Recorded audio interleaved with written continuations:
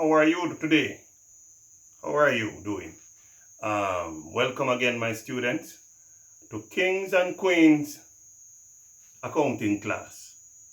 Today, and at this time, we're going to be moving on to looking at control accounts. In the accounting process and in businesses, there is the measure to ensure checks and balances are in place to ascertain accuracy, as well as to ensure that the business is operating to standard. So, like the trial balance, the control accounts is used in businesses. Now, we want to look at three objectives here: the principles in relation to control accounts, the purpose of control accounts, and we also want to do some drafting of some examples of control accounts. Let's proceed. So let's get back to this now, the principles.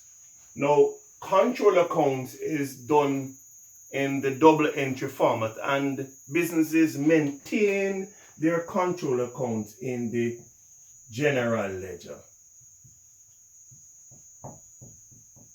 So the account is maintained in the general ledger.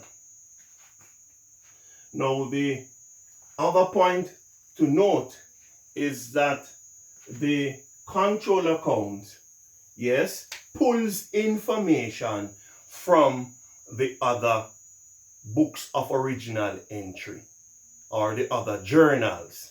So to prepare the control accounts, yes, we are taking information from the sales ledger, we're taking information from the purchases ledger, we're taking information from the cash book, yes, and we're taking information from the returns inward as well as the return outward journal. Right? We're pulling information. And did I say sales ledger? In particular, really, it should have been sales journal. Let me correct that. Sales journal, purchases journal. So, sales journal, purchase journal, the cash book, the return inward and outward journal. So we are pulling information from these journals to prepare the control accounts. What is the purpose of doing this? Why is it that businesses prepare control accounts? Why do they put in this system? One of the benefits of that is, one of the purpose is to locate errors. Yes? To be able to locate errors. So the control account is used to locate errors. And one type of error may be arithmetic, or your adding and subtraction. Did the accounting clerk add the figures appropriately? Yes. So were there any miscalculation of figures, right, in any of the journals or the cash book? That will help you. So the control account will help to detect, yes, any arithmetic errors that exist. Not only that, but they may also be able to detect any kind of omission. If the the accounting clerk did not enter certain transactions in any of the journals, yes? So any omissions can be detected as well. The second purpose for the control account, yes, is in order to prevent fraud.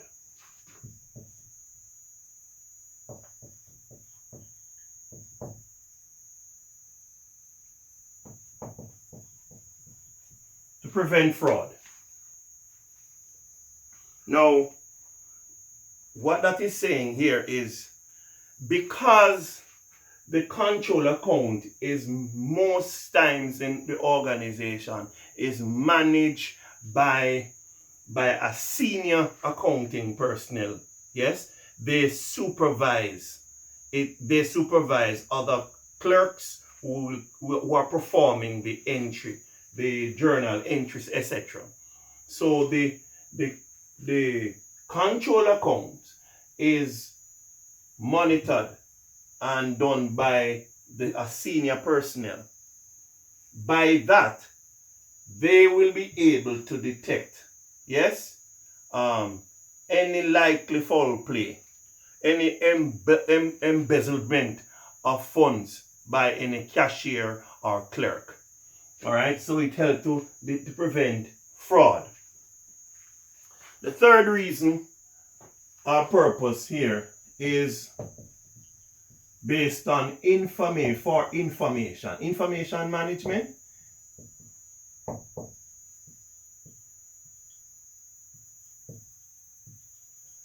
And by this we mean it provides information for the manager, yes, to make decisions. So the control account, the managers can take a quick look at the control account, yes, a quick look at the control account and determine what is happening with their debtors and their creditors, yes, and by examining that they can now determine what adjustments need to be made in any policy in relation to credit transactions, yes, especially to their customers, or to whom they purchase, which supplier will they buy from or not buy from anymore because of what they are seeing in the control accounts. So these are the three purposes I'm giving you here in relation. There may be others, but these are the three main purposes for the control account. It locates errors, it prevents fraud, and it provides information management. It provides information for the managers, okay, for them to make quick decisions. So they can, it gives them a snapshot of what is taking place at any point in time in the organization. So they don't have to wait until the end of the financial period or the end of the month. They can just look at their control accounts and then determine what is happening with your debtors and creditors.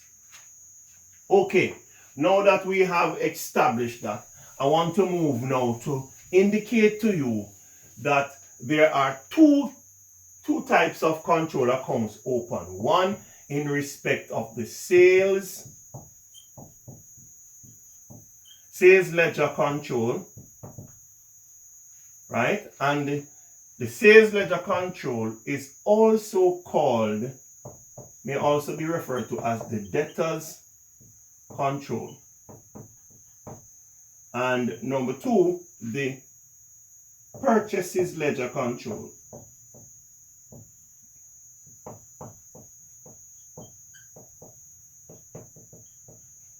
And this may also be referred to as the creditors control.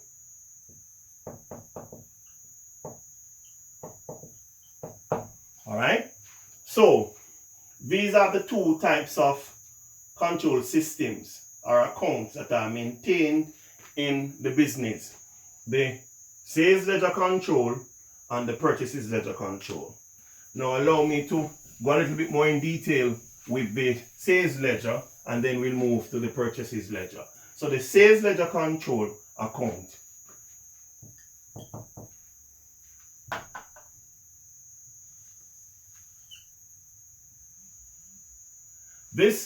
This account is maintained, yes, as an asset account. The sales ledger control is measured as an asset account because it is sales ledger record the debtors that you have. All right, the debtors. And debtors are current assets. So it really carries a debit balance. The normal balance is a debit balance. Right?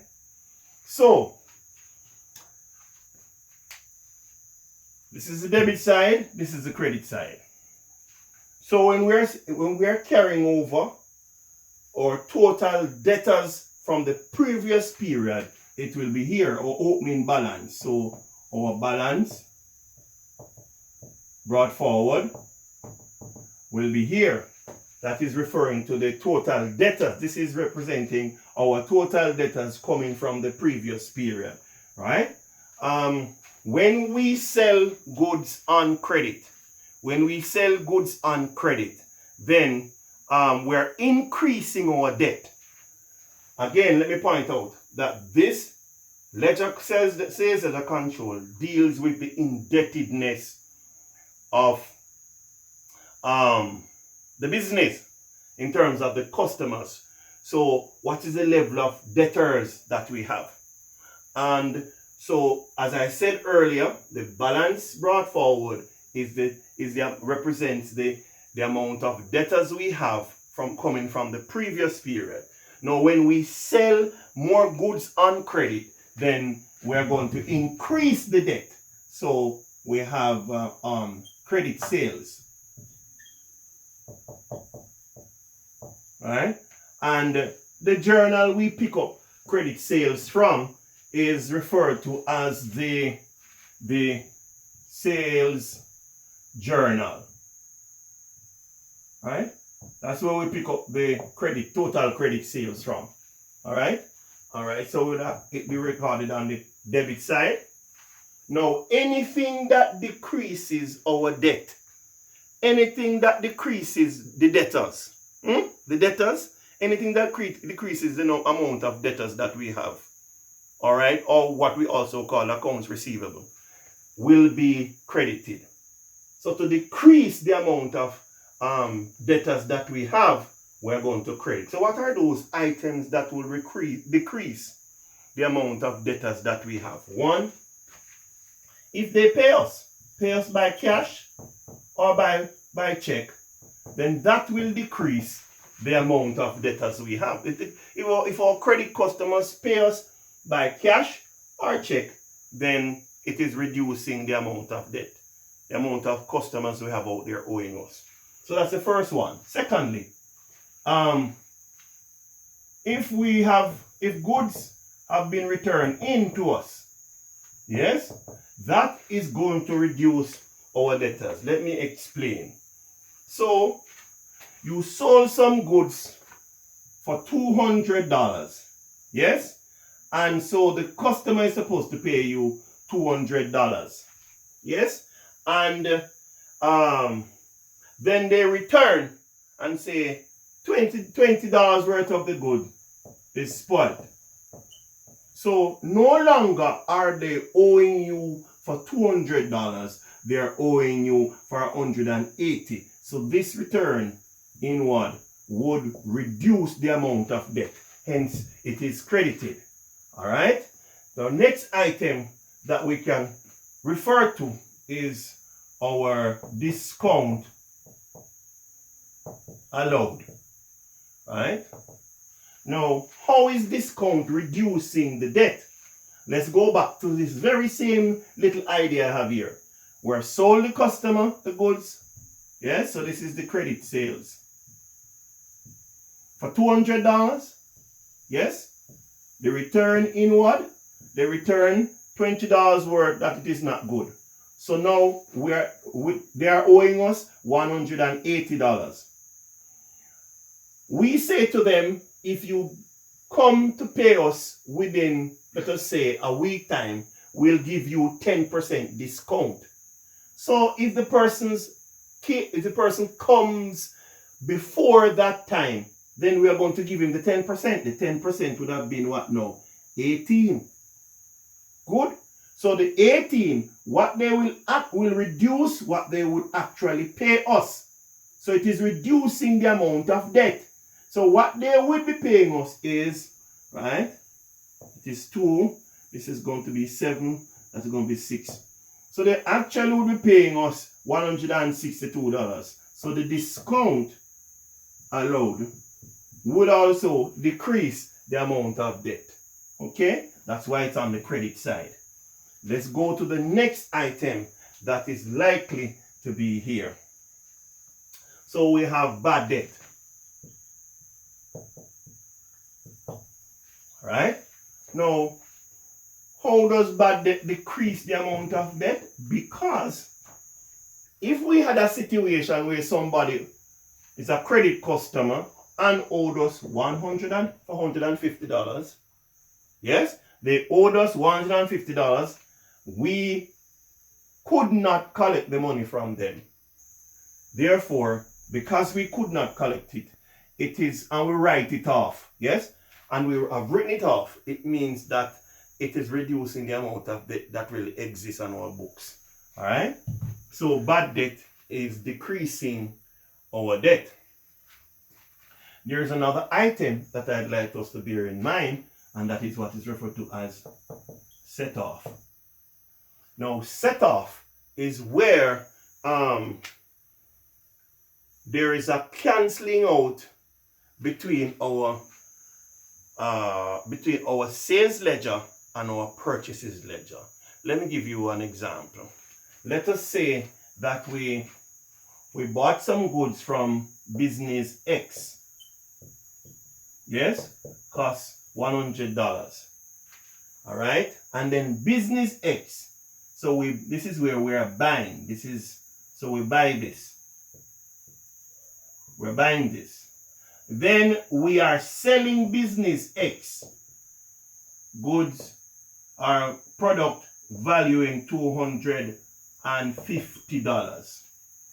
Now, instead of us paying business X $100 and then they turn and pay us $250, there is what we call a setting off. So the difference between it is what is going to be paid, which is $150. Hence what we have the idea of a set off. Okay? Now let's move on. So these are likely items. There's one other that may come in the sales ledger, and that is dishonored check. Dishonored check.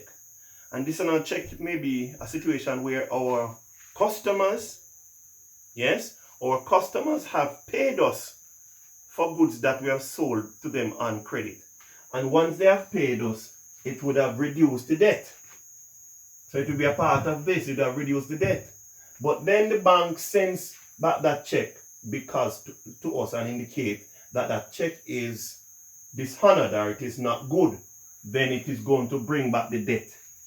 It's going to bring raise the debt. Yes, so it would have been dishonored. Yes, check will be over here. Okay, all right, and of course we would have our balance CD. Okay, and we close off. That's what it looks like.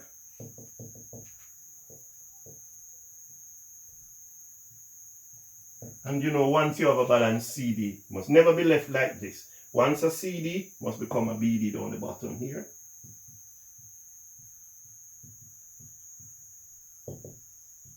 Okay, and that is what it looks like in terms of the control account for sales ledger, right? Whatever is increasing the amount of debtors we have is going to be on the debit side. Whatever is reducing the amount of debtors that we have will be on the credit side. So what will increase on the debit, what will decrease the debtor or debtors going to be on the credit side. All right, that is the example of the sales ledger control.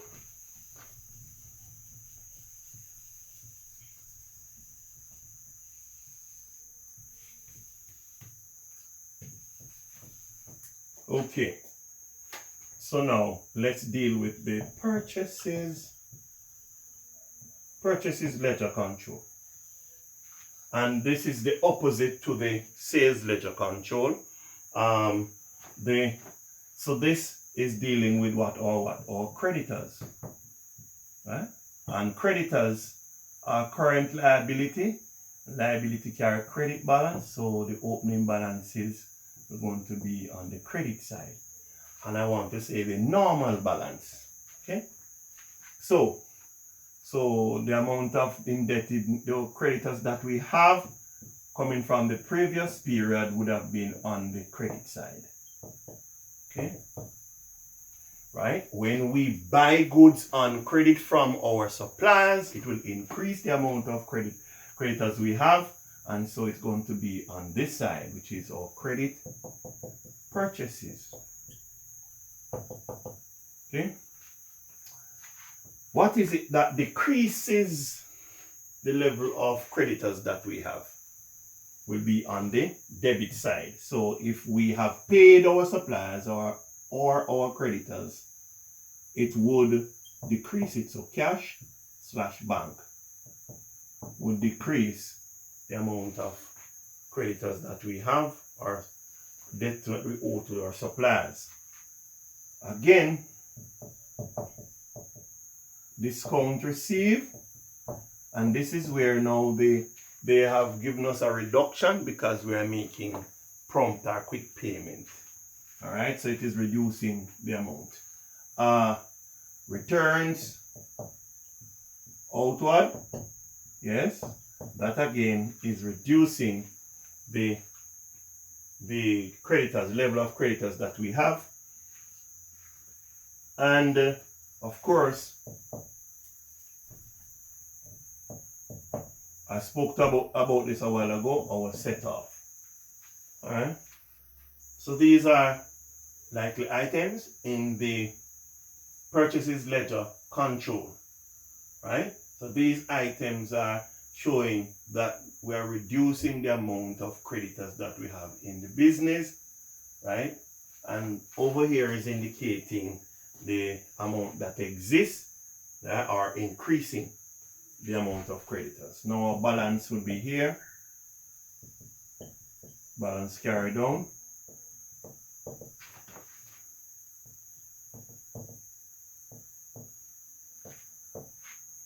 Now once the CD is here as per usual, we're going to be putting the BD here. And that is what it looks like to do the purchases ledger control. There's another point I want to, before we go to this exercise, this is here.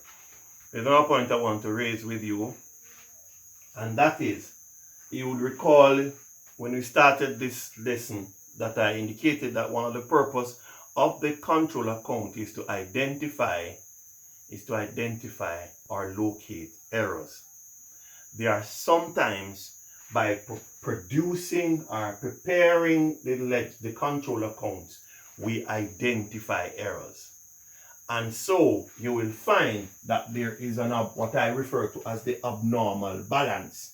So you will find a situation where, let us say in this credit purchases ledger control, this is a regular balance, but you'll find that there's also another balance, opening balance on the debit side. That one that you opening balance on the debit side that you have here is really indicating the amount of error that you have identified, amount in terms of monetary value. So if this is $1,000, you will have an open balance, a balance here as well. And let us say it is $100. Good. What this is saying is that somewhere in the books there is something wanting. There's a $100 shortage somewhere, right? And so it will give the senior accountant an idea that $100 is missing somewhere, and will require now of the clerks, accounting clerks or the personnel to bring forward their books, and so that for the auditing to be done to identify locate where this error is, where this $100 missing.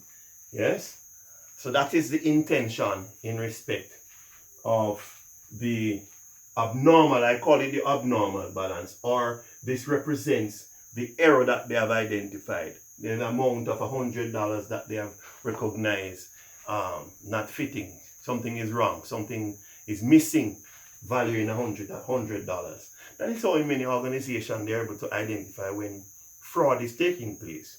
When they do the control account, they see that money is not adding up. All right? And so that's it in relation to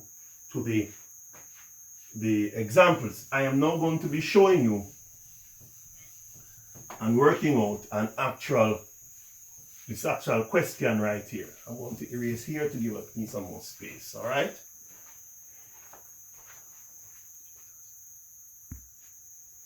So we are now going to be proceeding to complete this exercise to show how we will prepare the sales ledger control and the purchases ledger control account. From this, it says, Ann's book showed the following. On January 1st, 2010, the balances were from the sales ledger debit balance of $131. The purchase ledger also have a credit balance of $7,794, and you would have seen the others. So let's get on with the matter quickly. So the purchases ledger, it has a debit balance, right? So it tells us that there is a debit balance. So we're going to put it in. Balance brought forward of 131. They also tell us that there is a credit balance, and we're going to put that into. And that is 7,794. They tell us that we have a sales ledger balance, a debit balance. So we go here in the sales ledger, and there's a debit balance of 10,030, and we also have a credit balance of 71, right?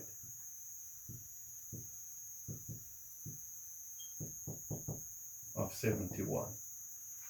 Let's move on. So we have used this, we have used this, we have used this, and that. They tell us that in the question that from the sales journal, an amount of $50,099 is there as your total credit purchases. Remember now, it is in the purchases journal we record our credit purchases of goods. Credit purchases of goods are recorded in the purchases journal. So what we're having here is the total figure in the purchases journal. Total figure coming from the purchases journal, which represents our total credit purchases.